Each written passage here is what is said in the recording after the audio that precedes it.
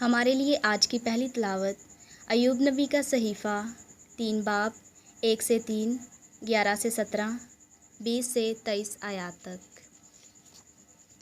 اس کے بعد ایوب نے اپنا منہ کھولا اور اپنے دین پر لعنت کی، اور ایوب خطاب کر کے یوں کہنے لگا کہ وہ دن جس میں میں پیدا ہوا معدوم ہو جائے، اور وہ رات بھی جس میں کہا گیا تھا دیکھو بیٹا ہوا۔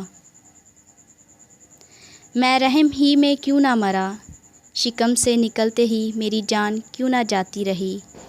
میں کیوں گھٹنوں پر لیا گیا اور میرے چوسنے کے لیے چھاتیاں کیوں ہوئیں، کیونکہ اس وقت میں پڑا ہوا چپ چاپ ہوتا اور سویا ہوا آرام کرتا، زمین کے ان بادشاہوں اور مشیروں کے ساتھ جنہوں نے اپنے لیے مقبرے بنائے، یا ان امیروں کے ساتھ جن کے پاس سونا تھا اور جنہوں نے اپنے گھر چاندی سے بھر لیے تھے، یا پوشیدہ اسکات رحم کی طرح، تو میں زندہ نہ ہوتا، یا ان بچوں کی مانند جنہوں نے روشنی نہیں دیکھی۔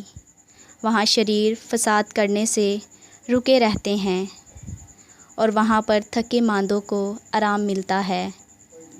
جو مصیبت میں ہے اسے روشنی کیوں دی جاتی ہے، اور جو تلخ جان والوں کو زندگی کیوں ملتی ہے۔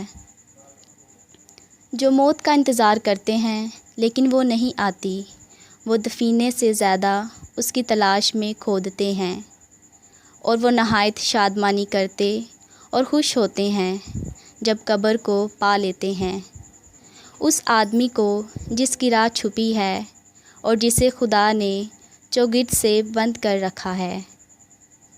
پاک کلام کے پڑھے اور سنے جانے پر خداوند کی برکت ہو۔ شکر۔